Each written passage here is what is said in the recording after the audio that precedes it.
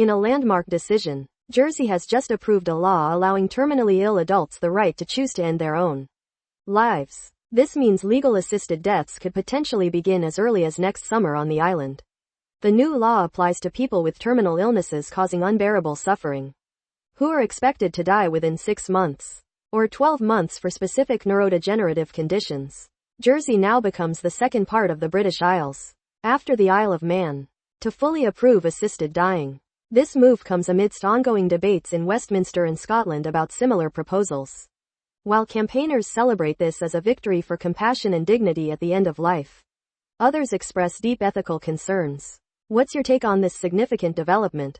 Subscribe for more updates. If you'd like, you can support us on. Canada just made a big move in its defense strategy. Canada and South Korea have just inked a brand new defense agreement. This deal focuses on exchanging and protecting classified military information, setting the stage for better collaboration on defense procurement, industrial security, and research. It comes roughly a month after Prime Minister Mark Carney called for middle powers to unite against economic coercion from larger nations. And get this, a South Korean firm is currently competing for a multi-billion-dollar contract to supply Canada with new submarines, adding another layer to this partnership. However, not everyone is convinced. Conservative critic James Bazin argues these non-binding agreements don't actually boost our military's strength and calls for faster equipment acquisition. What's your take on Canada's latest defense strategy? If you'd like, you can support us on. Moscow is accusing London and Paris of planning to arm Ukraine with nuclear weapons. Amidst these serious claims, China is firmly reiterating its no nukes position.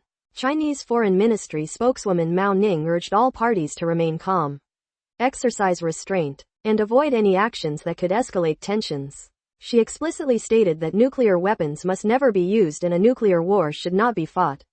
President Xi Jinping echoed this, calling for consistent dialogue, equal participation, and consideration of everyone's legitimate concerns. China's message is clear: de-escalation and diplomacy are key. What's your take on these escalating claims? Subscribe for more updates. If you'd like, you can support us on